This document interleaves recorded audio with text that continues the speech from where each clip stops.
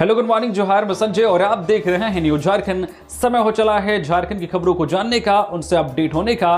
तो चलिए जानते हैं आज की 25 मुख्य बड़ी खबरों को। उससे पहले अगर आप न्यूज झारखंड चैनल पर नए हैं तो प्लीज चैनल को सब्सक्राइब करके बेल आइकन प्रेस कर दीजिए, जिससे आप तक झारखंड की हर एक छोटी बड़ी खबर का अपडेट आप तक पहुंचता रहे। तो चलिए शुरुआत करते हैं आज की पहली और महत्वपूर्ण बड़ी खबर से। झारखंड में मानसून का असर तेज। आज 20 जून से बारिश अंधड़ का दौर। 24 जून तक कई जिलों में झमाझम बारिश के आसार।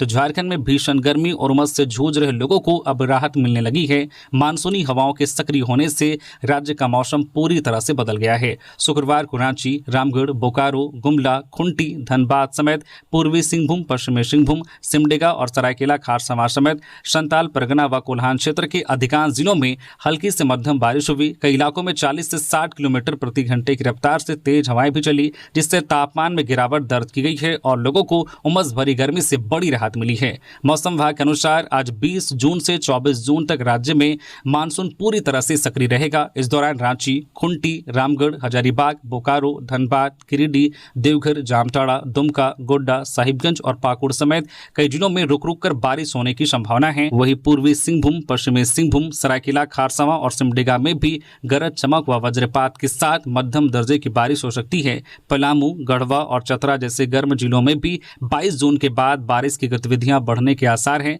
कुल मिलाकर अगले कुछ दिनों तक झारखंड में बादल, बारिश और अंधड़ का दौर जारी रहने की संभावना है, जिससे गर्मी का असर काफी हद तक कम रहेगा। मौसम विभाग ने बारिश के दौरान वज्रपात और तेज हवाओं को लेकर भी सतर्क रहने की सलाह दी है। लातेहार में दर्दनाक हादसा। पानी भरे गड्ढे में डूबने से 3 सगे भाई बहनों की मौत। परिवार पर टूटा दुखों का पहाड़। लातेहार के बालूमार थाना क्षेत्र स्थित आरा गांव में शुक्रवार शाम एक हृदय विदारक हादसे में 3 सगे भाई बहनों की डूबने से मौत हो गई। मृतकों की पहचान द्वारिका गंजू की बेटियां माही कुमारी 9 वर्षीय, दीपिका कुमारी 6 वर्षीय और बेटे आर्यन कुमार 3 वर्षीय के रूप में हुई है। बताया जाता है कि तीनों बच्चे गांव के पास वर्षों पहले पत्थर निकालने के लिए खोदे गए पानी से भरे गड्ढे में नहाने गए थे। इस दौरान वे गहरे पानी में चले गए और डूब गए। घटना की सूचना मिलते ही ग्रामीण मौके पर पहुंचे और बच्चों को बाहर निकालकर बालूमाथ सामुदायिक स्वास्थ्य केंद्र ले गए, जहां डॉक्टरों ने उन्हें मृत घोषित कर दिया। स्थानीय लोगों के अनुसार यह गड्ढा कई वर्षों से पानी से भरा रहता है और पहले भी इसे लेकर चिंता जताई जाती रही है। हादसे के बाद पूरे गांव में शोक की लहर दौड़ गई है। बच्चों के पिता द्वारिका गंजू तितरिया खांड कोलेरी में सीसीएल कर्मी हैं। एक साथ 3 बच्चों की मौत से परिवार पर दुखों का पहाड़ टूट पड़ा है। सूचना मिलने पर पुलिस अस्पताल पहुंची और शवों को पोस्टमार्टम के लिए भेजने की प्रक्रिया शुरू की। यह दर्दनाक घटना एक बार फिर खुले और असुरक्षित जलभराव वाले गड्ढों से होने वाले खतरे को उजागर करती है। कोडरमा में आंधी बारिश बनी काल। निर्माणाधीन मकान की दीवार गिरने से महिला की मौत।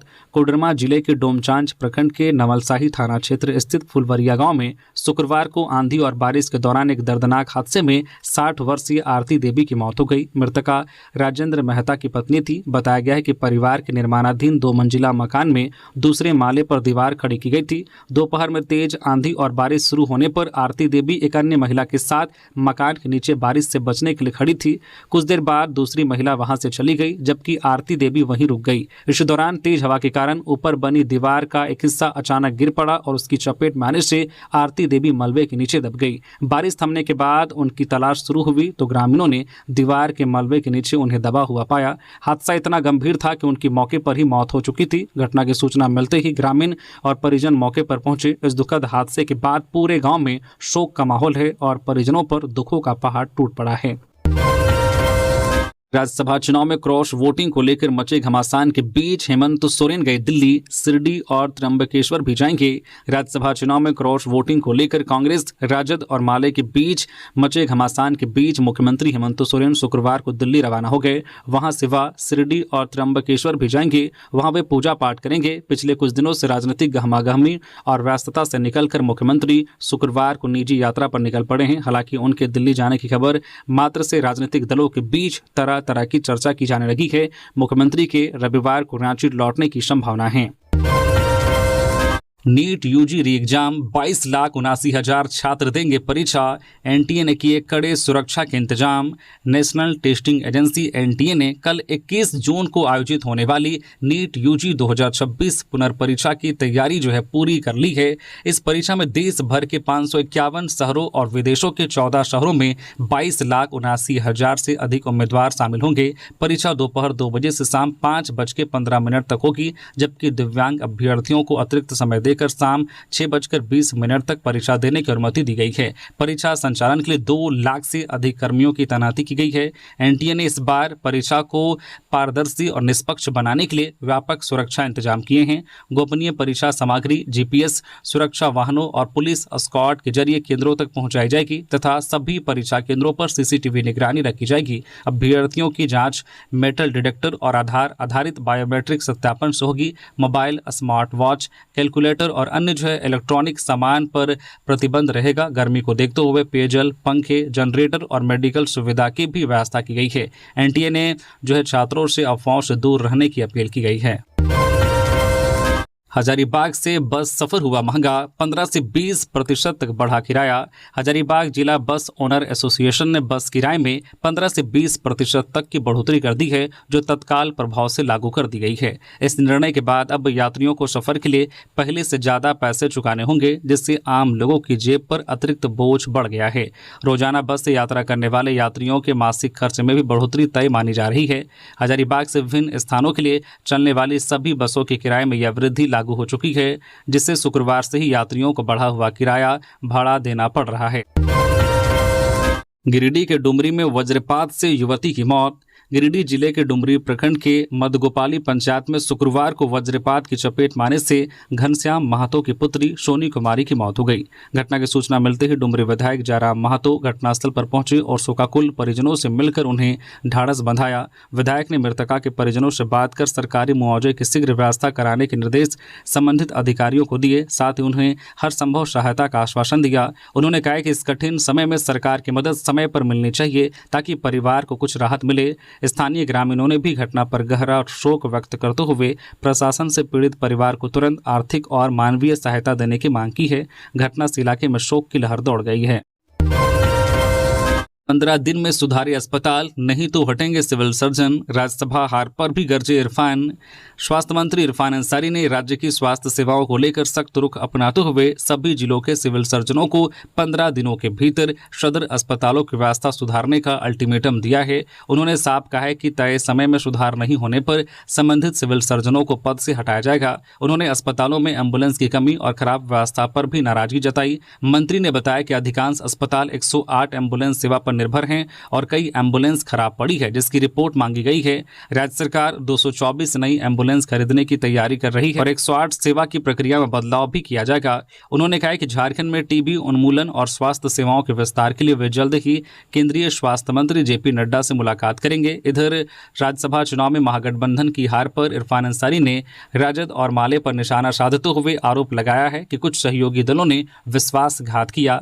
उन्होंने कहा कि कांग्रेस और झामुमो के वोट एकजुट रहे, जबकि कुछ दलों के वोटों में गड़बड़ी हुई। उन्होंने यह भी कहा कि मतदान का पूरा रिकॉर्ड निकाला जा रहा है और जल्द ही सच्चाई सामने आ जाएगी। राज्यसभा सांसद बनने के बाद पहली बार लातेहार पहुंचे बैद्यनाथ राम। बोले, झारखंड के विकास और रोजगार पर रहेगा फोकस। झामुमो से राज्यसभा के लिए निर्वाचित सांसद बैद्यनाथ राम शुक्रवार को पहली बार लातेहार पहुंचे, जहां पार्टी कार्यकर्ताओं और स्थानीय लोगों ने उनका गर्मजोशी से स्वागत किया। झामुमो जिला कार्यालय में समर्थकों ने फूल मालाओं से उनका अभिनंदन किया और जीत की बधाई दी। इस मौके पर पार्टी पदाधिकारी, सामाजिक संगठनों के प्रतिनिधि और बड़ी संख्या में कार्यकर्ता मौजूद रहे। बैद्यनाथ राम ने सभी का आभार जताते हुए कहा कि सम्मान उनकी जिम्मेदारियों को और बढ़ाता है। मीडिया से बातचीत में उन्होंने कहा कि झारखंड का समग्र विकास उनकी सर्वोच्च प्राथमिकता होगी। राज्य के प्राकृतिक और खनिज संसाधनों का बेहतर उपयोग कर लघु उद्योगों को बढ़ावा दिया जाएगा, जिससे रोजगार के नए अवसर पैदा होंगे। उन्होंने कहा कि लातेहार समेत राज्य के विभिन्न क्षेत्रों में संचालित कंपनियों में स्थानीय युवाओं को रोजगार दिलाने के लिए विशेष प्रयास किए जाएंगे। साथ ही मुख्यमंत्री हेमंत सोरेन और पार्टी नेतृत्व का आभार करते हुए उन्होंने भरोसा दिलाया है कि वे राज्यसभा में झारखंड की जनता की आवाज को मजबूती से उठाएंगे और राज्य हित से जुड़े मुद्दों को प्रमुखता देंगे। रांची के बुंडू के जंगल में सिरकटा अधजला शव मिलने से सनसनी, पहचान मिटाने के लिए पेट्रोल डालकर जलाने की आशंका। रांची जिले के बुंडू थाना क्षेत्र के सुमंडी गांव के पास तेतरटांड के जंगली इलाके से शुक्रवार को एक सिरकटा और अधजला अज्ञात शव बरामद होने से क्षेत्र में सनसनी फैल गई। मृतक की उम्र करीब 25 से 30 वर्ष बताई जा रही है। शव का सिर धड़ से अलग था और शरीर का बड़ा हिस्सा आग से झुलसा हुआ था। प्रारंभिक जांच में आशंका जताई जा रही है कि हत्या के बाद मृतक की पहचान छिपाने और सबूत मिटाने के लिए शव पर पेट्रोल डालकर आग लगा दी गई। सूचना मिलते ही पुलिस मौके पर पहुंची और पूरे क्षेत्र को घेरकर जांच शुरू कर दी। मामले की गंभीरता को देखते हुए घटनास्थल पर न्याय वैज्ञानिक जांच दल, तकनीकी जांच दल और स्वर्ण दस्ते को बुलाया गया।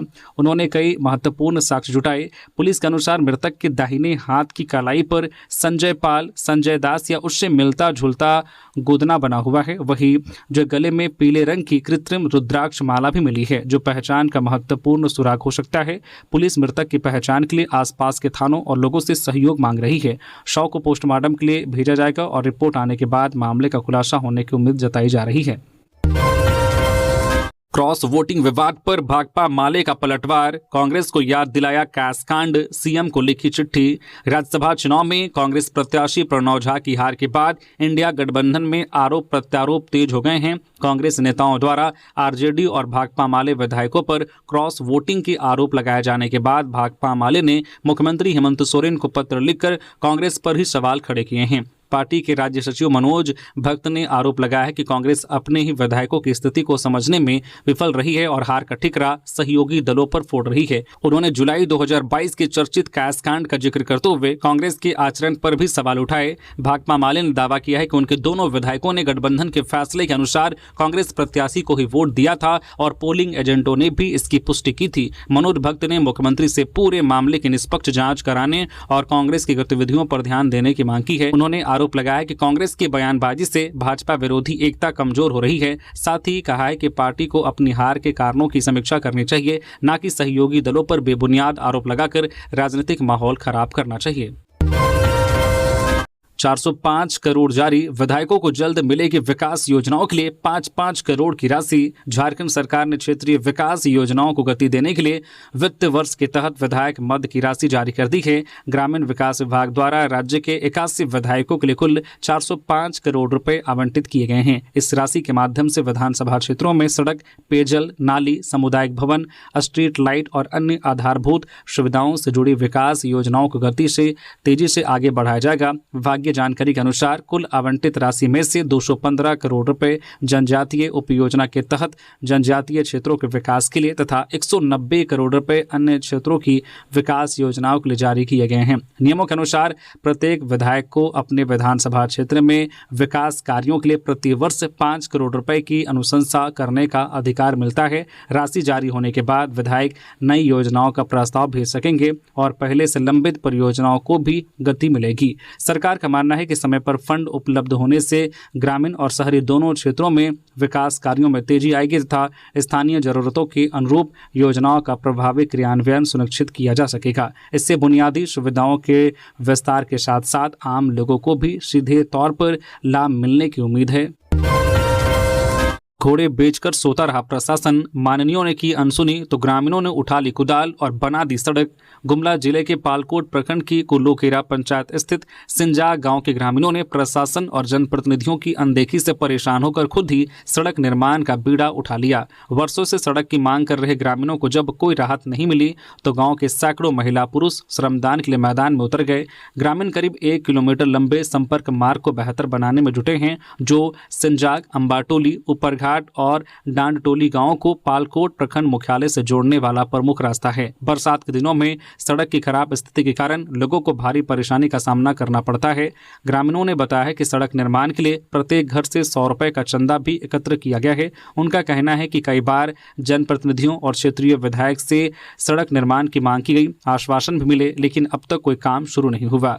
मजबूरी में गाँव के लोगों ने खुद श्रमदान कर सड़क निर्माण का कार्य शुरू किया है। ग्रामीणों का मानना है कि सड़क बनने से हजारों लोगों को आवागमन में सुविधा मिलेगी और बरसात के मौसम में होने वाली कठिनाइयों से राहत मिलेगी। यह पहल प्रशासनिक उदासीनता के बीच ग्रामीणों की एकजुटता और आत्मनिर्भरता का उदाहरण बनकर सामने आई है।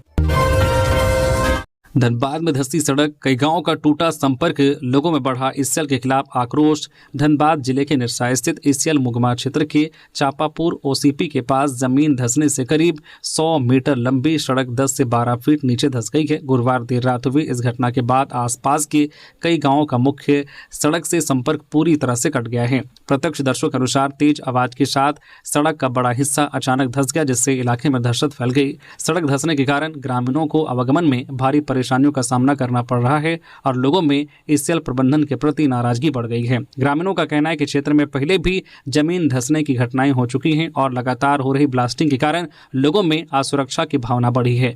स्थानीय लोगों ने घटना की निष्पक्ष जांच, तकनीकी सर्वे और भविष्य में ऐसी घटनाओं की रोकथाम के लिए ठोस कदम उठाने की मांग की है। वही विभिन्न राजनीतिक और सामाजिक संगठनों के नेताओं ने प्रभावित ग्रामीणों के लिए जल्द वैकल्पिक मार्ग की व्यवस्था करने तथा सुरक्षा मानकों का सख्ती से पालन सुनिश्चित करने की मांग की है। फिलहाल लोगों की नजर प्रशासन और ईसीएल प्रबंधन की अगली कार्रवाई पर टिकी हुई है। 5 माह से मानदेय नहीं, एएनएम व आउटसोर्सिंग कर्मियों ने घेरा सिविल सर्जन कार्यालय। 5 माह से मानदेय नहीं मिलने से नाराज एनआरएचएम और एएनएम नर्स और आउटसोर्सिंग कर्मियों ने शुक्रवार को रांची सिविल सर्जन कार्यालय का घेराव कर जमकर विरोध प्रदर्शन किया। कर्मचारियों ने बताया कि वेतन के भुगतान की मांग करते हुए कहा है कि लंबे समय से भुगतान नहीं होने के कारण उनके सामने गंभीर आर्थिक संकट खड़ा हो गया है और परिवार का भरण पोषण मुश्किल हो गया है। कर्मचारियों ने आरोप लगाया है कि कई साथी आर्थिक और मानसिक तनाव से गुजर रहे हैं। वही कुछ मामलों में गंभीर स्थिति भी सामने आई है। उन्होंने सरकार से जल्द बकाया मानदेय का भुगतान करने और नियमित समय पर वेतन देने की मांग की है। कर्मचारियों ने चेतावनी दी है कि जब तक उनकी मांगों पर ठोस निर्णय नहीं लिया जाता तब तक आंदोलन जारी रहेगा। पुलिस मुख्यालय में मुहर्रम को लेकर 22 जून को डीजीपी की समीक्षा बैठक, दिए जाएंगे कई निर्देश। मुहर्रम को शांतिपूर्ण और सौहार्दपूर्ण माहौल में संपन्न कराने के लिए झारखंड पुलिस मुख्यालय ने तैयारी तेज कर दी है। सभी वरीय पुलिस अधीक्षकों और पुलिस अधीक्षकों को 22 जून को होने वाली राज्य समीक्षा बैठक में शामिल होने का निर्देश दिया गया है। यह बैठक महानिदेशक एवं पुलिस महानिदेशक तदासा मिश्रा की अध्यक्षता में दोपहर 3 बजे वीडियो कॉन्फ्रेंसिंग के माध्यम से आयोजित की जाएगी, जिसमें कानून व्यवस्था की तैयारियों की विस्तृत समीक्षा होगी। बैठक में संवेदनशील और अति संवेदनशील क्षेत्रों की पहचान, जुलूस मार्गों का भौतिक सत्यापन, धार्मिक स्थलों की सुरक्षा, सीसीटीवी और निगरानी व्यवस्था, दंडाधिकारी व पुलिस बल की तैनाती सहित कई महत्वपूर्ण बिंदुओं पर चर्चा होगी। इसके अलावा ड्रोन निगरानी, वीडियोग्राफी, दंगारोधी उपकरणों की उपलब्धता, सोशल मीडिया पर निगरानी, भड़काऊ पोस्ट पर कार्रवाई, बिजली और अग्निशमन विभाग से समन्वय तथा आपातकालीन चिकित्सा व्यवस्था पर भी समीक्षा की जाएगी। 30 जून से घर घर पहुंचेंगे बीएलओ, मतदाता फॉर्म भरकर करे जमा। मुख्य निर्वाचन पदाधिकारी के रवि कुमार ने जानकारी दी है कि विशेष गहन पुनरीक्षण के तहत 30 जून से 29 जुलाई तक बीएलओ बूथ लेवल अधिकारी घर घर जाकर मतदाताओं को आंशिक रूप से भरे हुए गणना फॉर्म उपलब्ध कराएंगे। इस दौरान वे हस्ताक्षरित फॉर्म के साथ मतदाताओं का न्यूनतम रंगीन फोटो भी एकत्र करेंगे। उन्होंने स्पष्ट किया है कि यह प्रक्रिया केवल पात्र भारतीय नागरिकों के लिए है, जबकि गैर भारतीय नागरिक या नागरिकता छोड़ चुके लोग बिना भरे फॉर्म को बीएलओ को वापस कर देंगे। उन्होंने बताया कि गलत जानकारी देकर फॉर्म जमा करना कानूनन दंडनीय अपराध है। जिन लोगों का नाम एक से अधिक स्थानों पर दर्ज है, उन्हें केवल अपने स्थायी निवास वाले क्षेत्र में ही फॉर्म जमा करना होगा। जमा किए गए फॉर्म के आधार पर मतदाता सूची का ड्राफ्ट 5 अगस्त को प्रकाशित किया जाएगा। नए मतदाताओं के लिए फॉर्म 6 के माध्यम से आवेदन की सुविधा होगी। इस दौरान निर्वाचन विभाग के वरिष्ठ अधिकारी और सभी जिलों के कंप्यूटर ऑपरेटर एवं हेल्प डेस्क मैनेजर ऑनलाइन माध्यम से उपस्थित रहेंगे। क्रॉस वोटिंग विवाद पर कांग्रेस में बढ़ी तकरार, प्रदेश उपाध्यक्ष मुंजनी ने प्रभारी के राजू पर उठाए सवाल। राज्यसभा चुनाव परिणाम के बाद झारखंड में जारी राजनीतिक बयानबाजी के बीच कांग्रेस के प्रदेश उपाध्यक्ष एवं मीडिया चेयरमैन सतीश पौल मुंजनी ने पार्टी के प्रदेश प्रभारी के राजू के बयान पर सवाल खड़े किए हैं। उन्होंने कहा कि चुनाव परिणाम उम्मीद के मुताबिक नहीं आने से सवाल उठना स्वाभाविक है, लेकिन बिना किसी ठोस प्रमाण के गठबंधन के सहयोगी दलों या नेताओं पर क्रॉस वोटिंग का आरोप लगाना उचित नहीं है। मुंजनी ने कहा कि इंडिया गठबंधन की मजबूती और आपसी विश्वास को बनाए रखना सभी दलों की जिम्मेदारी है। मुंजनी ने कहा कि कांग्रेस ने राज्यसभा चुनाव में महागठबंधन धर्म का पूरी निष्ठा से पालन किया और दोनों उम्मीदवारों की जीत सुनिश्चित करने के लिए हर संभव प्रयास किया। उन्होंने भाकपा माले, राजद, झामो समेत सभी सहयोगी दलों के योगदान का सम्मान करते हुए कहा कि वर्तमान समय में एक दूसरे पर आरोप लगाने के बजाय भाजपा के खिलाफ विपक्षी एकता को मजबूत करने की जरूरत है। उन्होंने सभी सहयोगी दलों से संयम बरतने और गठबंधन गठबंधन की भावना को बनाए रखने की अपील की। योग दिवस को लेकर बड़ा फैसला, 20 और 21 जून को खुलेंगे सरकारी स्कूल। 12वें अंतर्राष्ट्रीय योग दिवस 2026 को सफल बनाने के लिए झारखंड सरकार ने राज्य के सभी सरकारी और सरकारी सहायता प्राप्त विद्यालयों को 20 जून यानी कि आज तीसरे शनिवार और कल 21 जून रविवार को भी खोलने का निर्देश दिया है। झारखंड शिक्षा परियोजना परिषद के राज्य परियोजना निदेशक शशि रंजन ने सभी जिला शिक्षा पदाधिकारियों और जिला शिक्षा अधीक्षकों को आदेश जारी किया है। निर्देश के अनुसार दोनों दिनों विद्यालय सुबह 7 बजे से 9 बजे तक खुलेंगे, जहां योग से संबंधित विभिन्न गतिविधियां आयोजित की जाएंगी। सभी शिक्षकों और शिक्षकेतर कर्मियों की उपस्थिति अनिवार्य होगी तथा कार्यक्रमों को सफल बनाने के लिए आवश्यक व्यवस्था सुनिश्चित करने को कहा है। जमशेदपुर में 340 परिवारों का घर का सपना हुआ पूरा, प्रधानमंत्री आवास योजना के तहत मिली चाबी। जमशेदपुर में प्रधानमंत्री आवास योजना शहरी के तहत वर्षों से अपने घर का सपना देख रहे सैकड़ों परिवारों को बड़ी सौगात मिली है। बिरसा नगर स्थित मोहर्दा आवासीय परिसर में 340 लाभुकों को नया फ्लैटों की चाबी सौंपी गई।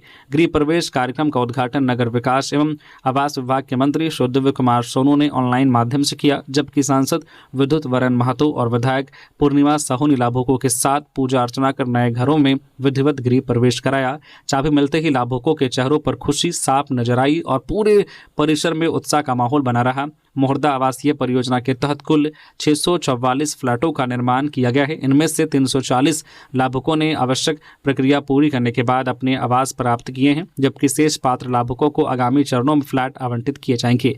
नए घर पाने वाले परिवारों ने बताया कि वे लंबे समय से किराए के मकान में रह रहे थे और अब उनका अपना घर होने का सपना साकार हुआ है। लाभुकों ने कहा कि इस योजना से उन्हें सुरक्षित और सम्मानजनक जीवन जीने का अवसर मिला है तथा प्रधानमंत्री आवास योजना आर्थिक रूप से कमजोर और मध्यम वर्गीय परिवारों के लिए बेहद लाभकारी साबित हो रही है। झारखंड दौरे पर केंद्रीय मंत्री मनोहर लाल खट्टर, झारखंड को मिलेगा 7600 करोड़ का शहरी विकास पैकेज, स्मार्ट मीटर लगाने का भी ऐलान। झारखंड दौरे पर आए केंद्रीय आवासन एवं शहरी कार्य तथा विद्युत मंत्री मनोहर लाल खट्टर ने राज्य के शहरी विकास और बिजली क्षेत्र की समीक्षा करते हुए कई महत्वपूर्ण घोषणाएं की। उन्होंने कहा कि राज्य के आदिवासी और दूर दराज क्षेत्रों में अभी भी करीब 30,000 घर ऐसे हैं जहां बिजली कनेक्शन नहीं पहुंच पाया है। इन सभी घरों तक जल्द बिजली पहुंचाने की दिशा में किया जाएगा। जिन क्षेत्रों में ट्रांसमिशन लाइन बिछाना संभव नहीं है, वहां सौर ऊर्जा के माध्यम से बिजली उपलब्ध कराई जाएगी। इसके साथ ही राज्य में बिजली व्यवस्था को मजबूत करने और ट्रांसमिशन लॉस कम करने के लिए घरेलू, व्यावसायिक और औद्योगिक उपभोक्ताओं के लिए प्रीपेड स्मार्ट मीटर लगाने की योजना को भी आगे बढ़ाया जाएगा। बैठक के बाद केंद्रीय मंत्री ने बताया कि केंद्र सरकार के अर्बन चैलेंज फंड के तहत झारखंड को 1900 करोड़ रुपए की सहायता मिलेगी। इस राशि के आधार पर राज्य करीब 7600 करोड़ रुपए तक की शहरी विकास परियोजनाएं तैयार कर सकता है, जिससे शहरों की बुनियादी सुविधाओं का विस्तार होगा। उन्होंने स्वच्छ भारत मिशन के तहत रांची समेत राज्य के 9 डंप साइट्स की सफाई में केंद्र सरकार के पूर्ण सहयोग का भरोसा भी दिलाया। वहीं नगर विकास मंत्री दिव्य कुमार ने केंद्र से झारखंड की भौगोलिक परिस्थितियों और स्थानीय जरूरतों को ध्यान में रखकर योजनाएं तैयार करने की मांग की है। साथ ही डीवीसी कमांड एरिया में बिजली वितरण व्यवस्था को बेहतर बनाने के लिए डीवीसी और जेबीवीएनएल की संयुक्त पहल पर भी चर्चा की गई। रामगढ़ में पवित्र धाम में अवैध शराब के कारोबार पर पुलिस का चाबुक, रजरप्पा मंदिर के आसपास मारी रेड। रामगढ़ के मां छिन्नमस्तिका मंदिर रजरप्पा के आसपास चल रहे अवैध शराब कारोबार के खिलाफ रजरप्पा पुलिस ने बड़ी कार्रवाई की है। शुक्रवार सुबह थाना प्रभारी कृष्ण कुमार के नेतृत्व में पुलिस टीम ने भैरवी नदी किनारे स्थित अनिल साहू और अशोक साहू के होटलों में छापेमारी कर भारी मात्रा में अवैध शराब और नकली विदेशी शराब बरामद की। पुलिस को गुप्त सूचना मिली थी कि होटलों की आड़ में अवैध शराब का भंडारण और बिक्री की जा रही है। कार्रवाई के दौरान हजारों रुपए मूल्य की शराब जब्त की गई, जिसके बाद इलाके में अवैध कारोबारियों के बीच हड़कंप मच गया। पुलिस ने होटल संचालक अनिल साहू और अशोक साहू के खिलाफ मामला दर्ज कर लिया है। दोनों आरोपी फिलहाल फरार हैं और उनकी गिरफ्तारी के लिए छापेमारी जारी है। पुलिस का कहना है कि दोनों के खिलाफ पहले भी कई मामले दर्ज हो चुके हैं और वे नकली कारोबार से जुड़े रहे हैं। पुलिस ने स्पष्ट किया है कि रजरप्पा जैसे धार्मिक स्थल पर किसी भी तरह की अवैध गतिविधि बर्दाश्त नहीं की जाएगी और आगे भी ऐसे अभियान लगातार जारी रहेंगे। चतरा में 22 लाख की अफीम और 75 किलो डोडा बरामद। कुख्यात तस्कर मनराज गंजू गिरफ्तार। चतरा के लावालौंग थाना क्षेत्र में पुलिस ने मादक पदार्थों के खिलाफ बड़ी कार्रवाई करते हुए करीब 22 लाख रुपए मूल्य की अवैध अफीम और 75 किलो डोडा बरामद किया है। इस दौरान पुलिस ने शिलदाग गांव निवासी कुख्यात तस्कर मनराज गंजू को गिरफ्तार किया। मामले का खुलासा शुक्रवार को सिमरिया एसडीपीओ नागर गोजे शुभम भाऊ साहब ने किया। उन्होंने बताया कि मनराज गंजू द्वारा अवैध अफीम की खेती और तस्करी किए जाने की गुप्त सूचना पुलिस को मिली थी। सूचना के सत्यापन के बाद एसडीपीओ के नेतृत्व में गठित विशेष टीम ने आरोपी के घर पर छापेमारी की। कार्रवाई के दौरान घर से 2 किलो गीली अफीम और 4 बड़े बोरों में रखा 75 किलो डोडा बरामद किया गया। पुलिस ने मौके से ही मनराज गंजू को गिरफ्तार कर लिया। अधिकारियों के अनुसार आरोपी का पहले से भी मादक पदार्थों की तस्करी का आपराधिक इतिहास रहा है और उसके खिलाफ कई मामले दर्ज हैं। पुलिस पूरे नेटवर्क की जांच कर रही है। गिरिडीह में अवैध शराब के खिलाफ बड़ा अभियान। 9000 किलो जावा महुआ नष्ट, कई भट्टियां ध्वस्त। गिरिडीह जिले में अवैध शराब निर्माण और तस्करी के खिलाफ उत्पाद विभाग ने अभियान तेज कर दिया है। उत्पाद अधीक्षक शिव कुमार के निर्देश पर उत्पाद विभाग और मुफस्सिल थाना की संयुक्त टीम ने गडरमा एवं जोभी गांव में छापेमारी कर कई अवैध महुआ शराब भट्टियों को ध्वस्त किया। कार्रवाई के दौरान करीब 9000 किलोग्राम जावा महुआ और 400 लीटर अवैध महुआ शराब बरामद की गई। बरामद जावा महुआ को मौके पर ही नष्ट कर दिया गया, जबकि शराब को जब्त कर लिया गया है। पुलिस और उत्पाद विभाग की टीम को देखते ही अधिकांश कारोबारी मौके से फरार हो गए। इससे पहले 18 जून को भी जमुआ थाना क्षेत्र के छकनाडी, खोरीडी और खरगडीहा गांव में अभियान चलाकर 1500 किलोग्राम जावा महुआ और 160 लीटर महुआ शराब बरामद की गई थी। उत्पाद विभाग ने संबंधित कारोबारियों के खिलाफ मामला दर्ज किया है और फरार आरोपियों की तलाश जारी है। विभाग का कहना है कि जिले में अवैध शराब निर्माण और तस्करी के खिलाफ आगे भी लगातार कार्रवाई जारी रहेगी तथा दोषियों पर सख्त कानूनी कार्रवाई की जाएगी। जामताड़ा में कट्टा दिखाकर युवक को धमकाने वाले 2 आरोपी गिरफ्तार, हथियार भी बरामद। जामताड़ा जिला के बिंदा पाथर थाना क्षेत्र में पुरानी रंजिश को लेकर एक युवक को देसी कट्टा दिखाकर जान से मारने की धमकी देने के मामले में पुलिस ने त्वरित कार्रवाई करते हुए 2 आरोपियों को गिरफ्तार कर लिया है। पुलिस के अनुसार मुड़ा बहाल गांव निवासी उज्जवल पंडित ने शिकायत दर्ज कर बताया था कि बेलियापुर फुटबॉल मैदान में बरदेही गांव के रवि महतो, परितोष गौराई और उनके साथियों ने उन्हें घेरकर गाली गलौज की तथा जान से मारने की धमकी दी। आरोप है कि इस दौरान रवि महतो ने देसी कट्टा निकालकर उस पर तान दिया। मामले की गंभीरता को देखते हुए पुलिस अधीक्षक के निर्देश पर विशेष जांच टीम का गठन किया गया। छापेमारी के दौरान रवि महतो और परितोष गौराई को गिरफ्तार कर लिया गया। पूछताछ में मिली जानकारी के आधार पर पुलिस ने घटना में इस्तेमाल किया गया देसी कट्टा भी बरामद कर लिया। दोनों आरोपियों के खिलाफ आर्म्स एक्ट और भारतीय न्याय संहिता बीएनएस की विभिन्न धाराओं के तहत मामला दर्ज कर न्यायिक हिरासत में भेज दिया गया है। पुलिस की इस कार्रवाई से क्षेत्र के लोगों ने राहत की सांस ली है। झारखंड टी20 लीग कोयलांचल सुपर किंग्स ने धनबाद डायमंड्स को दी करारी शिकस्त। जेएससीए इंटरनेशनल स्टेडियम कॉम्प्लेक्स में खेले गए झारखंड टी20 क्रिकेट लीग के मुकाबले में कोयलांचल सुपर किंग्स ने धनबाद डायमंड्स को एक तरफा अंदाज में हरा दिया। बारिश के कारण मैच को 17 ओवर का कर दिया गया। पहले बल्लेबाजी करते हुए धनबाद डायमंड्स ने 17 ओवर में 7 विकेट खोकर 151 रन बनाए और कोयलांचल को 152 रनों का लक्ष्य दिया गया। लक्ष्य का पीछा करते हुए कोयलांचल सुपर किंग्स ने शानदार बल्लेबाजी का प्रदर्शन करते हुए 15 ओवर 4 गेंद में ही 3 विकेट खोकर 153 रन बनाकर मैच अपने नाम कर लिया। टीम की ओर से लक्ष्य ने 49 रनों की तेज पारी खेली, जबकि शरणदीप सिंह भाटिया ने 34 रन और रोबिन मिंज ने नाबाद 29 रन बनाए। वहीं गेंदबाजी में जुनैद अशरफ ने 2 ओवर में 19 रन देकर 3 विकेट लिए। धनबाद डायमंड्स की टीम इस मैच में गेंदबाजी और फील्डिंग में कमजोर साबित हुई, जिससे कोयलांचल ने आसानी से जीत दर्ज की। धनबाद में जल्द शुरू होगा फुटबॉल सेंटर ऑफ एक्सीलेंस। आवासीय सुविधा और आधुनिक प्रशिक्षण से तैयार होंगे नए सितारे।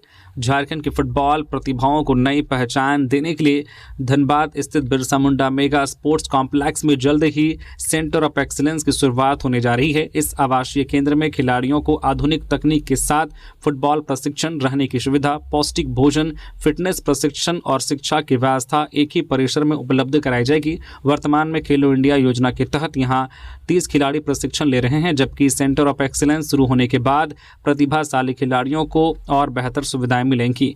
खेल पदाधिकारी उमेश लोहरा ने बताया कि केंद्र में 25 लड़कों और 25 लड़कियों की रहने की व्यवस्था की गई है। खिलाड़ियों का चयन physical test, football skill test और राज्य स्तरीय ट्रायल के आधार पर किया जाएगा। यहाँ रहने वाले खिलाड़ियों को अनुभवी कोचों की निगरानी और प्रशिक्षण मिलेगा और उनकी पढ़ाई भी प्रभावित नहीं होगी। विशेषज्ञों और खिलाड़ियों का मानना है कि यह सेंटर ग्रामीण एवं आर्थिक रूप से कमजोर परिवारों के प्रतिभाशाली बच्चों के लिए एक बड़ा अवसर साबित होगा तथा आने वाले वर्षों में झारखंड से राष्ट्रीय और अंतर्राष्ट्रीय स्तर के फुटबॉल खिलाड़ी तैयार करने में महत्वपूर्ण भूमिका निभाएगा। राजू के समर्थन में उतरी मंत्री शिल्पी नेहात्रिकी की कहा, जनसेवा और संघर्ष से बनी है उनकी पहचान। कांग्रेस कोटे की मंत्री शिल्पी नेहात्रिकी ने झारखंड कांग्रेस प्रभारी के राजू पर हो रही टिप्पणियों के बीच उनका बचाव किया है। उन्होंने कहा कि कुछ लोग बिना तथ्य और प्रमाण के उनके खिलाफ भ्रामक बयानबाजी कर रहे हैं, जबकि के राजू का पूरा सार्वजनिक जीवन गरीबों, किसानों, दलितों, आदिवासियों, पिछड़ों और वंचित वर्गों के अधिकारों की लड़ाई को समर्पित रहा है। मंत्री ने कहा कि उनकी पहचान किसी पद से नहीं बल्कि जनसेवा, संघर्ष और सामाजिक न्याय के प्रति उनकी प्रतिबद्धता से बनी है। शिल्पी नेहात्रिकी ने कहा कि मनरेगा, सूचना का अधिकार, आरटीआई, राष्ट्रीय खाद्य सुरक्षा कानून और भूमि अधिग्रहण एवं पुनर्वास कानून जैसे महत्वपूर्ण जन कल्याणकारी प्रयासों में के राजू की अहम भूमिका रही है। दरअसल राज्यसभा चुनाव में कांग्रेस प्रत्याशी प्रणव झा की हार के बाद राजनीतिक बयानबाजी तेज हो गई है। कांग्रेस प्रभारी द्वारा राजद और भाकपा माले पर लगाए गए आरोपों के बाद सहयोगी दलों की ओर से भी लगातार प्रतिक्रियाएं सामने आ रही हैं। इसी बीच मंत्री ने सोशल मीडिया के माध्यम से के राजू के योगदान और सार्वजनिक जीवन में उनकी भूमिका को रेखांकित किया है। गिरिडीह के ग्रहटांड में युवक की ट्रेन से कटकर मौत। 4 माह पहले हुई थी शादी, दुकान खोलने की बात कहकर निकला था घर से। गिरिडीह के मुफस्सिल थाना क्षेत्र के ग्रहटांड स्थित मधुपुर गिरिडीह रेलवे ट्रैक पर शुक्रवार को एक युवक की ट्रेन से कटकर मौत हो गई। मृतक की पहचान नगर थाना क्षेत्र के शिव मोहल्ला निवासी 30 वर्षीय देवाशीष कुमार के रूप में हुई है। घटना की सूचना मिलने पर मुफस्सिल थाना पुलिस मौके पर पहुंची और शव को कब्जे में लेकर पोस्टमार्टम के लिए सदर अस्पताल भेज दिया। पुलिस ने परिजनों को भी घटना की जानकारी दी, जिसके बाद परिवार के सदस्य अस्पताल पहुंचे। घटना के बाद पूरे परिवार और मोहल्ले में शोक का माहौल है। जानकारी के अनुसार देवाशीष की शादी करीब 4 माह पहले बेंगाबाद थाना क्षेत्र के चपुआडी निवासी मोली कुमारी से हुई थी। उनकी पत्नी ने बताया कि शुक्रवार सुबह वह दुकान खोलने की बात कहकर घर से निकले थे, लेकिन कुछ ही घंटों बाद पुलिस का फोन आया और अस्पताल पहुंचने पर पति की मौत की जानकारी मिली। स्थानीय लोगों के बीच घटना को लेकर तरह तरह की चर्चाएं हैं। हालांकि पुलिस ने किसी भी संभावना से इनकार किया है। पुलिस का कहना है कि पोस्टमार्टम रिपोर्ट और विस्तृत जांच के बाद ही मौत के कारणों का स्पष्ट खुलासा हो सकेगा। पुलिस बनकर घर में घुसे बदमाश, हथियार के बल पर लाखों की लूट। देवघर जिले के मधुपुर थाना क्षेत्र स्थित पहाड़पुर गांव में अपराधियों ने पुलिस की वर्दी पहनकर एक घर में घुसकर लाखों रुपए की लूट की वारदात को अंजाम दिया। जानकारी के अनुसार गुरुवार देर रात 8 से 10 बदमाश महेंद्र यादव के घर पहुंचे और पुलिसकर्मी बनकर दरवाजा खुलवाया। परिवार को लगा कि किसी जांच या पूछताछ के सिलसिले में पुलिस आई है, लेकिन दरवाजा खुलते ही सभी बदमाश जबरन घर में घुस गए और हथियार के बल पर परिवार के सदस्यों को अपने कब्जे में लेकर लूटपाट शुरू कर दी। पीड़ित महेंद्र यादव ने बताया कि बदमाशों ने घर में रखे लाखों रुपए की जेवरात और नकदी लूट लिए। विरोध करने पर अपराधी गोली मारने की धमकी देने लगे और लगातार अधिक पैसे की मांग कर रहे थे। इस दौरान परिवार के एक सदस्य ने किसी तरह घर से बाहर निकलकर शोर मचा दिया, जिसके बाद बदमाश मौके से फरार हो गए। घटना की सूचना मिलने पर मधुपुर थाना पुलिस मौके पर पहुंची और जांच शुरू कर दी। पुलिस आसपास के लोगों से पूछताछ कर रही है तथा अपराधियों की पहचान और उनके आने जाने के रास्तों का पता लगाने का प्रयास किया जा रहा है। पुलिस का कहना है कि मामले की हर पहलू से जांच की जा रही है और जल्द ही आरोपियों को गिरफ्तार किया जाएगा। अभ्यर्थियों ने 8 वर्षों से लटकी ज्वेडको नियुक्ति प्रक्रिया पूरी करने की मांग। नगर विकास एवं आवास विभाग के अंतर्गत कनीय अभियंताओं की लंबित नियुक्ति प्रक्रिया को लेकर अभ्यर्थियों के एक प्रतिनिधिमंडल ने शुक्रवार को विभाग के प्रधान सचिव के आप्त सचिव को ज्ञापन सौंपा।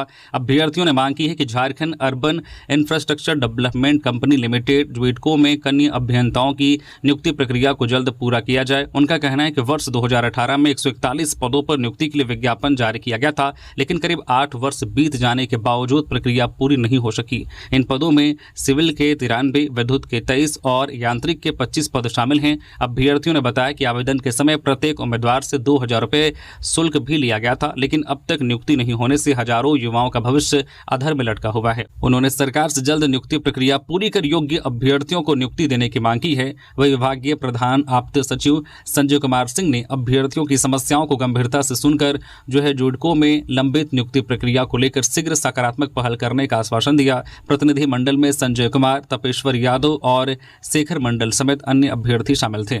तो ये थी आज की झारखंड की टॉप बड़ी खबरें। इसी तरह से झारखंड की हर छोटी बड़ी खबर देखने के लिए आप हमारे चैनल न्यूज़ झारखंड चैनल को सब्सक्राइब करके बेल आइकन प्रेस कर दीजिए, जिससे आप तक झारखंड की हर एक छोटी बड़ी खबर का अपडेट आप तक पहुंचता रहे। तो अभी के लिए बस इतना ही, हमें दीजिए इजाजत, फिर मिलते हैं किसी और खबरों के साथ। धन्यवाद।